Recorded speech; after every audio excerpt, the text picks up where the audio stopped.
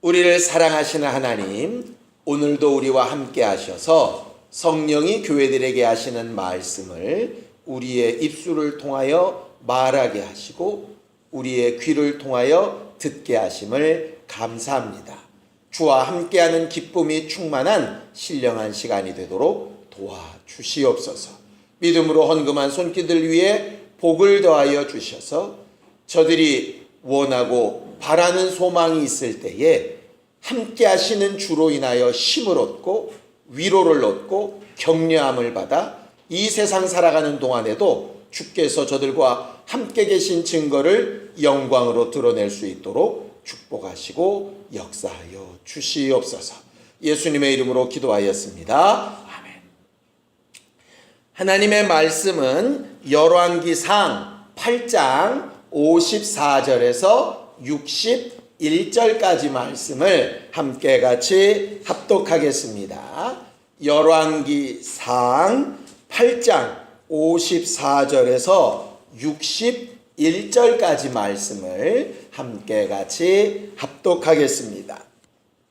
함께 읽겠습니다. 시작. 솔로몬이 무릎을 꿇고 손을 펴서 하늘을 향하여 이 기도와 간구로 여호와께 아뢰기를 마치고 여호와의 제단 앞에서 일어나 서서 큰 소리로 이스라엘의 온 회중을 위하여 축복하며 이르되 여호와를 찬송할지로다. 그가 말씀하신 대로 그의 백성 이스라엘에게 태평을 주셨으니 그 종 모세를 통하여 무릇 말씀하신 그 모든 좋은 약속이 하나도 이루어지지 아니함이 없도다.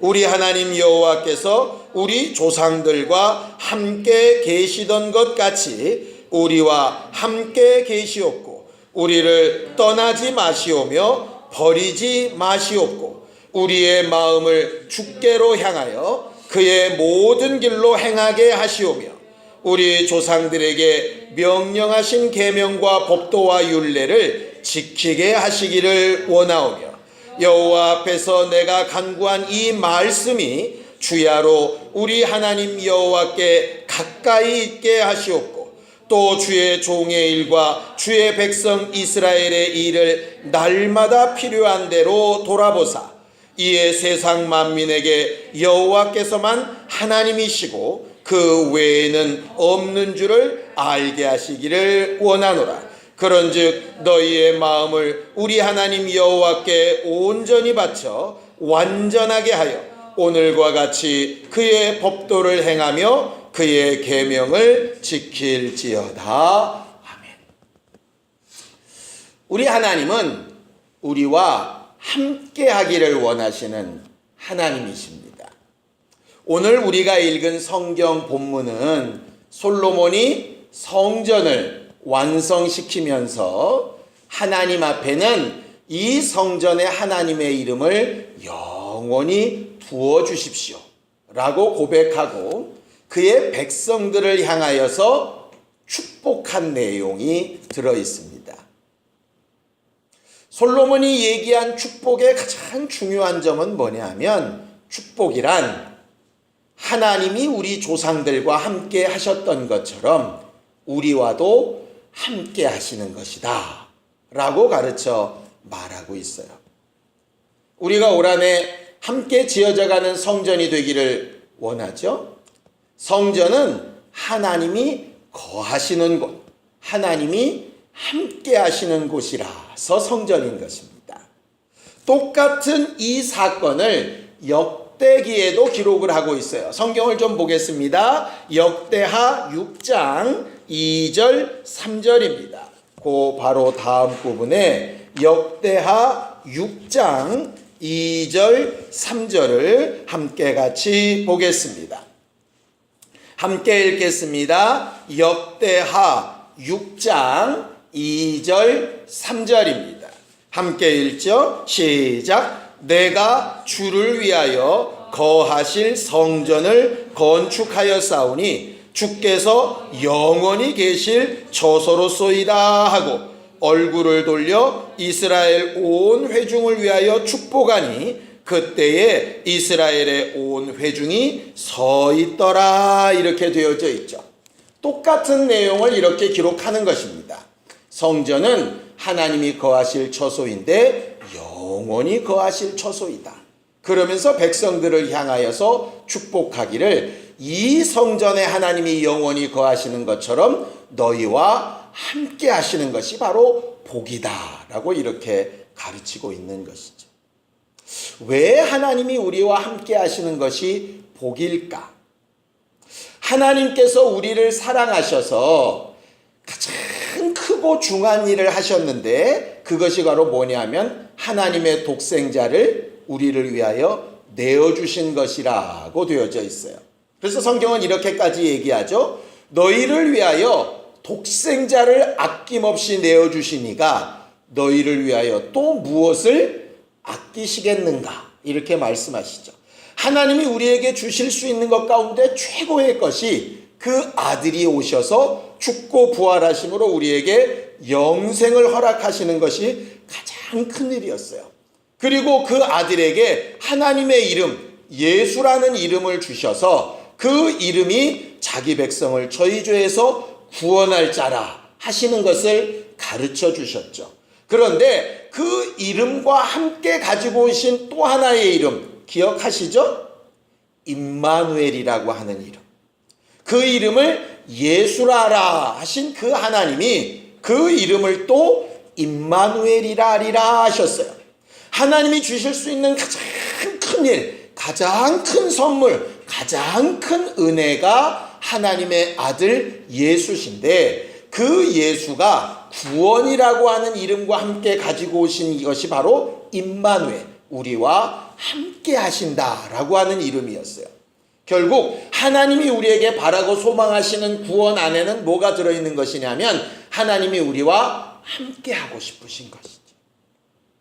하나님께서 이 땅을 창조하시고 창조한 가운데 그 모든 것을 다스릴 자로 사람을 만드시고 그 사람 중에 영적 사람을 에덴 동산에 두신 후에 하신 일이 뭔가를 봤더니 하나님은 그 동산을 거니시고 아담도 그 동산에 함께 있어서 하나님께서 말씀하시는 것을 듣고 하나님의 질문에 대답하고 하는 것이 하나님께서 꿈꾸셨던 에덴, 소위 파라다이스, 낙원, 천국이라고 부르는 것이 바로 그것이었다 하는 것이죠. 잠언서에는 이런 말이 있습니다. 육선이 가득하고 좋아 보이는 물질과 먹을 것이 풍부하고 다툼이 있는 가정보다 부족하고 연약하여도 화목한 가정이 훨씬 복이 있다. 이렇게 말씀하시거든요. 이건 꼭 성경이 아니더라도 우리가 잘 알고 있는 내용이지요. 하나님께서 꿈꾸셨던 우리와의 관계는 뭐냐 하면 하나님과 함께하고 교제하고 대화를 나누고 마음을 나누고 함께 기뻐하고 하는 것이 하나님께서 원하셨던 일이었던 거죠. 그래 놓고 봤더니 예수께서 이 땅에 오셔서 원하는 사람들을 불러 모으신 다음에 하셨던 일도 똑같더라고요. 자, 성경을 좀 보겠습니다. 마가복음 3장 14절 15절입니다.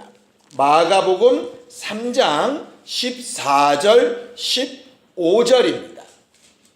함께 읽겠습니다. 마가복음 3장 14절 15절입니다. 함께 읽지요. 시작. 이에 12를 세우셨으니 이는 자기와 함께 있게 하시고 또 보내사 전도도 하며 귀신을 내쫓는 권능도 가지게 하려 하심일러라 그랬어요. 교회의 사명은 전도하는 것이다. 맞지요. 원수의 세력을 깨트리고 그에게 사로잡힌 영혼들을 구원해내는 것이다. 맞지요. 그러나 그 두 가지보다 먼저 있어야 될 것을 뭐라고 말하고 있냐면 자기와 함께 있게 하시고 그렇게 되어져 있어요. 이것을 또 요한은 이렇게 얘기합니다. 자, 요한 1서 1장 3절입니다. 요한 1서 1장 3절입니다. 함께 읽겠습니다. 신앙생활이라고 하는 게 과연 뭐냐? 요한일서 1장 3절 시작. 우리가 보고 들은 바를 너희에게도 전함은 너희로 우리와 사귐이 있게 하려 함이니 우리와의 사귐은 아버지와 그의 아들 예수 그리스도와 더불어 누림이라 이렇게 되어져 있어요.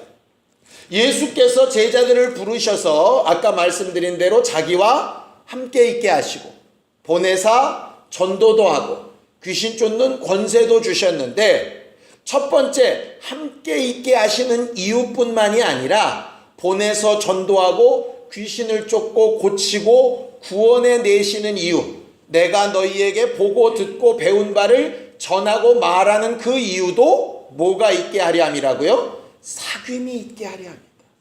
우리가 하나님과 예수 그리스도와 함께 사귀는 이 부분을 너희도 누리게 하려 합니다. 그리고 요한일서 1장 4절 그 다음 절에는 이것을 통하여 너희 안에 또 우리 안에 기쁨이 충만하게 되게 하려 합니다. 이렇게 되어져 있어요. 그래서 신앙생활은 괴롭고 힘든 고행생활이 아니라 기쁜 생활이 되어야 맞는 겁니다. 어떤 기쁨? 육선이 가득한 기쁨 말고 새 포도주나 곡식 창고가 풍성히 채워주는 기쁨 말고 하나님과 사귐이 있는 기쁨 말이에요. 하나님과 사귐이 있는 기쁨. 신앙생활은 하나님과 사귀고 하나님과 함께하기 위하여 하는 것이 바로 신앙생활이에요. 이 땅에 내 임의대로 살다가 죽은 다음에 하나님과 함께하는 천국에 가려는 게 아니라 이 땅에서부터 하나님과 사귀며 함께하다가 그 교제가 하늘나라에 이르기까지 연결되는 게 바로 신앙생활입니다.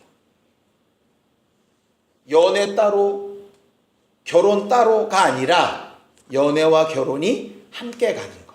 그게 우리의 신앙생활이에요. 결국 성전 되어져 가자. 함께 지어져 가는 성전이 되자. 이 말은 뭐냐 하면 우리 각각 혼자의 힘으로는 하나님과의 사귐이 연약하고 부족하고 온전치 못하기 때문에 함께 연합을 해서라도 눈에 보이지 아니한 하나님과의 사귐이 잘 느껴지지 아니하니 먼저 주와 사귄 자들과 함께 사귀어서라도 우리는 하나님과의 사귐이 있게 하는 성전이 되자 하는 것이죠. 하나님께서는 계속해서 성경에 기록된 역사를 따라 우리 안에 가까이 들어오시는 일을 하고 계세요. 하나님은 어떻게 해서든 우리와 함께하고 싶어 하시는 하나님이세요.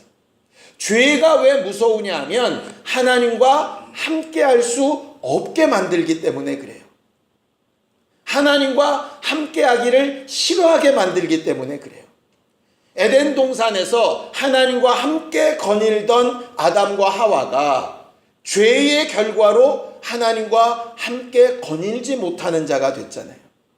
하나님과 대화하지 못하는 자가 됐잖아요. 하나님과 오해가 쌓인 존재가 됐잖아요. 하나님은 그들에게 에덴 동산 안에서 죄인 된 상태, 사망의 중심이 된 상태에서 생명나무 실과를 따먹고 그걸 죄인으로서 영생할까 봐 쫓아내신 것인데 아담이나 하와는 미움을 받아서 쫓겨났다고 오해하고 착각하게 된 부분들이 있었잖아요. 하나님은 그 오해와 착각을 없애기 위해서 계속 다가오고 계신 거예요. 하늘 위에서 말씀하시던 그 하나님이 아브라함에게는 직접 나타나셔서 그를 그 고향을 떠나 하나님이 지시하시는 곳으로 막 가게 하시죠. 모세와는 산 꼭대기에서 만나셔서 모세와만 이야기하시고 다른 사람들은 모세를 통하여 듣게 하셨어요. 그것만으로 또 오해가 생겨서 금송아지 사건이 일어나게 되어지죠. 하나님은 모세 정도나 같이 대화하는 존재지 우리는 아니야. 그러니까 우리와 대화하는 다른 존재를 만들어야 돼. 이렇게 돼서 만들었던 오해가 생겨서 산꼭대기에서도 말씀하신 하나님이 진 바깥 가까이에 회막을 두고 가까이 오시죠. 그 다음엔 성막을 지어서 백성들 정 가운데로 오시고, 그 성막은 낡아지는 것이 되다 보니까 예수께서 아예 직접 육체로 오셔서 돌아다니시면서 사람들을 만나기 시작하셨고, 그 예수조차도 결국 만나는 일에 한계가 있으니까 성령을 보내셔서 각각 믿는 자들 아주 속에 가장 가까이 우리와 함께 하시도록 계속 우리에게 접근하고 계시는 분이 바로 하나님이세요. 그 하나님의 사랑을 받아들이고 교제하는 사람들이 믿음의 사람들이고요. 하나님의 계속되는 그 구애에, 그 관심에 부담스럽거나 불편해서 거부하는 사람들이 믿지 않는 사람들이죠. 신앙생활은 결국 먼저 하나님과의 교제를 해본 사람들, 먼저 죄의 문제를 해결해 본 사람들이 하나님과의 교제가 얼마나 좋고 기쁜가에 대해서 말하고 전하고 함께 사귐이 있게 만드는 것이 신앙생활의 또 한 부분입니다. 지난주에 우리가 하나님의 영광을 드러내는 존재라고 이야기했죠. 그 영광은 내가 받은 빛이 있어야 반사가 되지 않겠습니까? 결국 내가 받은 빛이라고 하는 것이 뭐냐면 하나님과 사귐이 있고 그 기쁨이 내 안에 있어야 말하는 것입니다. 우리가 좋은 친구를 만나고 나면 저 사람 내가 사귀어 보니까 참 괜찮아, 당신한테도 소개시켜주고 싶어, 이렇게 되지 않습니까? 결국 전도는 다른 것이 아니에요. 해야 되니까, 안 하면 죽으니까, 뭐 이런 느낌보다 더 중요한 것은 내가 사귀어 봤더니, 내가 만나 봤더니 저 사람 진짜 좋은 사람이더라, 너에게 정말 유익될 것 같더라, 너도 만나보면 내가 가진 기쁨 같은 기쁨을 누릴 것 같더라. 그렇게 해서 예수를 소개하고 교회를 소개하고 하나님의 사람들을 소개하고 이렇게 하는 것이 결국 전도가 돼야 되는 것이. 내가 그렇게 담대하게 소개할 수 없다면 사실 좀 물어봐야 하는 거예요. 내가 정말 그분과 제대로 잘 사귀고 있나? 나는 정말 기쁨으로 잘 신앙생활하고 있나? 이거 생각해 봐야죠. 그렇게 되지 아니하면 정말 내 자신을 잘 돌아보아서 또 하나님과에 대한 오해를 고쳐야 하는 거예요. 오늘 솔로몬이 백성들을 축복하면서 하나님과 함께하는 것이 복이라 하면서 계속 말하고 있는 것이 뭐냐면 약속, 계명, 말씀, 이런 것들을 자꾸 이야기하고 있어요. 그렇죠? 왜 이게 중요할까요? 왜? 생각해 봅시다. 우리와 누구와 사귐이 있으려면 제일 먼저 뭐가 필요할까요? 우리가 전혀 모르는 상대인데 그 사람과 사귐이 있으려면 뭐가 필요하죠? 그 사람에 대한 정보, 지식, 이런 게 필요하죠. 밑도 끝도 없이 만나진 않지 않습니까? 거래를 통해서든 영업을 하든 아니면 친구 관계든 간에 처음에 딱 만나서 서로에게 아무것도 모르는데 갑자기 마음이 확 열리고 이런 예들은 별로 없잖아요. 보다 보니 알다 보니 이렇게 되지 않습니까? 우리가 얼마 전에 오후에 영화 한 편을 봤었죠. 아이들은 얼굴에 잘 감춰지지 않으니까 이렇게 좀 장애가 있는 얼굴을 보니까 아이들이 마음을 딱 닫지 않습니까? 그런데 그것이 언제 풀리냐면 그 아이에 대해서 점점 알아져 가고 지식이 쌓이다 보면 참 좋은 사람이구나 이렇게 알게 되어지지요. 결국 하나님의 말씀, 법, 명령 이런 얘기를 왜 하느냐 하면 그것은 우리를 억압하고 쪼이려는 얘기가 아니라 하나님에 대한 지식이 필요하다는 거예요. 그래서 호세아서에 보면 이렇게 얘기하죠. 내 백성이 왜 망한다고요? 나를 아는 지식이 없어서 망한다. 알아야 그 사람을 교제할 수 있어요. 알지 못하면 안 되죠. 그러니까 요즘 젊은 친구들은 옛날과 달라졌다고 해요. 요새는 누구를 소개시켜주면 과거에는 사람에게 물었대요. 그 사람 어때? 어떤 사람이야? 이러는데 요새는 그렇게 물을 필요가 없대요. SNS를 다 뒤져보면 나와요. 사진 나오죠. 그 사람이 쓴 글 나오죠. 그 사람의 친구의 친구가 나오죠. 이러니까 대충 그렇게 보고 정보를 딱 얻는 것이죠.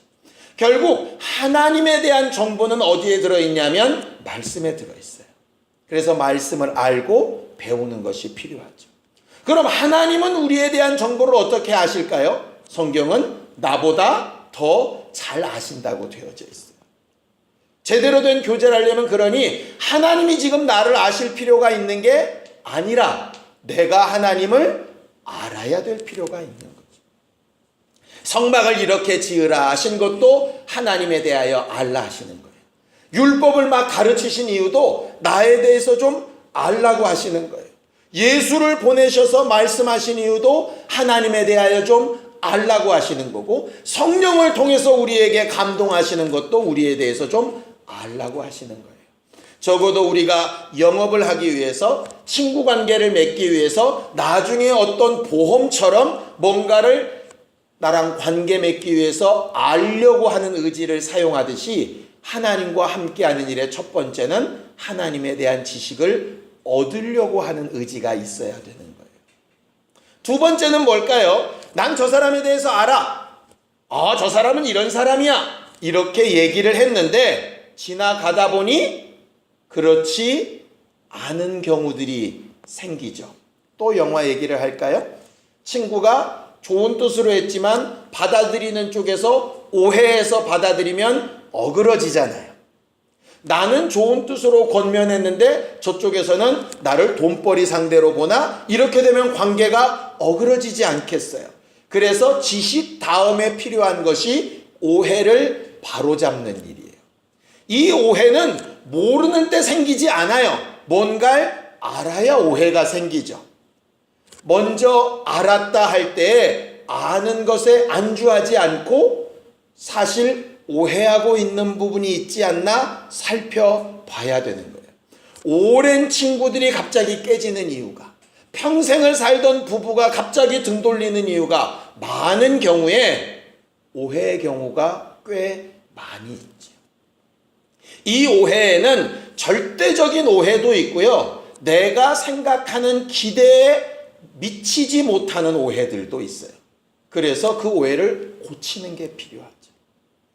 그 오해를 고치다가 무슨 뜻인가를 봤더니 메타노헤테, 회개라고 하는 뜻이에요. 회개는 다른 게 아니라 하나님에 대한 오해를 고치는 거예요. 내 자신에 대한 자만심에 대한 오해도 고치는 거예요. 결국 하나님과 온전한 교제가 되기 위해서 첫 번째는 지식이 필요하고 두 번째는 그 오해를 고치는 일이 필요하죠. 지식과 오해가 과거에 머물러 버리면 지금 현재의 교제가 사라져 버려요. 그래서 우리는 선입견이라고 하는 것 때문에 저 사람은 저래라고 못을 땅 박아버리죠. 그래서 오늘 솔로몬도 얘기하는 거예요. 이렇게 명령한 이 축복이 앞으로도 날마다 라고 하는 단어를 쓰는 거예요. 날마다 하나님을 새롭게 알아가고 새롭게 오해를 고쳐야 하나님과의 교제가 온전해지는 거예요. 부부관계도 난 저 사람 한 20년 살았으니 다 알아, 이게 아니라 날마다 새롭게 알아가고 오해를 고치고 오해됐던 부분들을 고백하고 또 고백을 듣고 하는 교제가 있어야 되는 거예요. 섣불리 저 사람은 저래 그런 것으로 다 해버리면 교제가 없는 거예요. 왜? 그 사람이 바뀔 수도 있고 내가 바뀔 수도 있고 상황이 바뀔 수도 있거든요.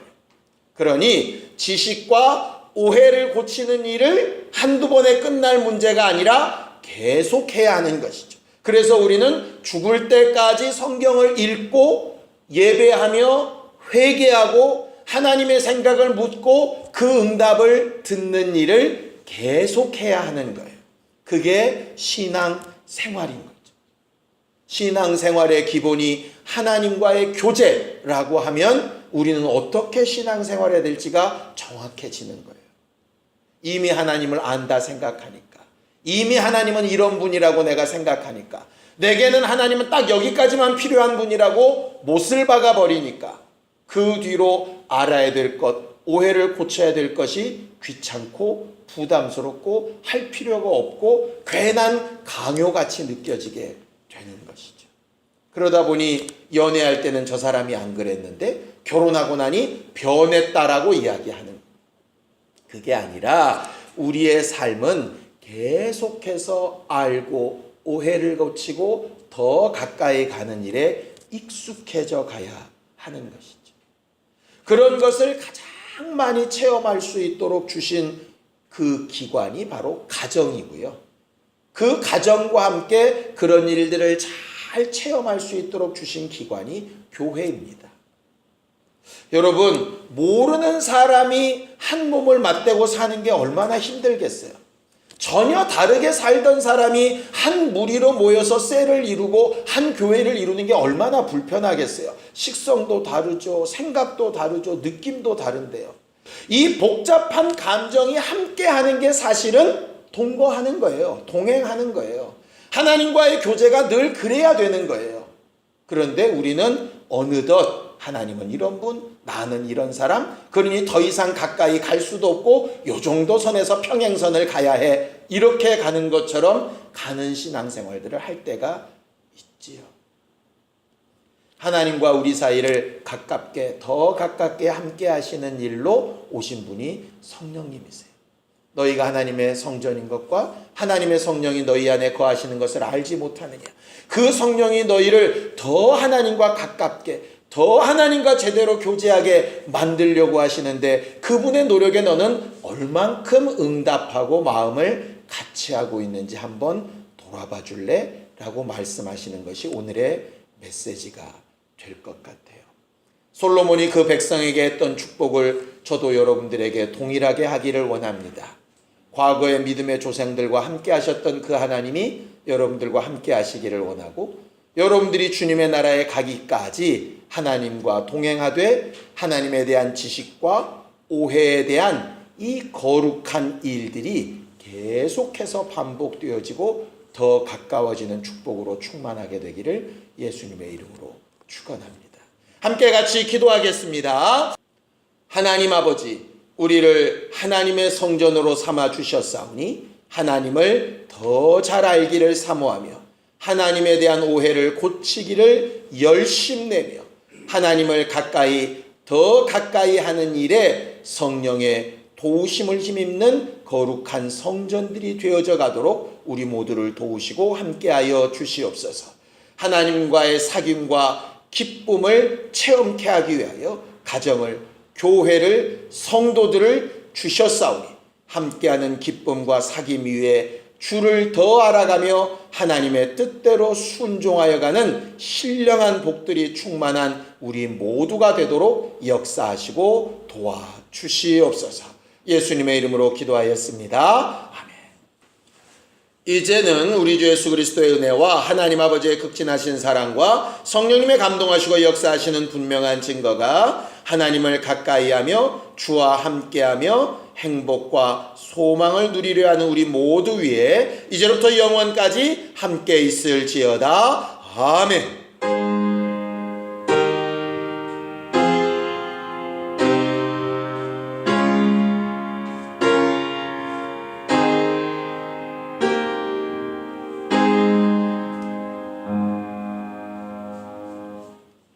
우리 예배 받으신 하나님 앞에 감사한 박수 내겠습니다. 수고하셨습니다. 감사합니다.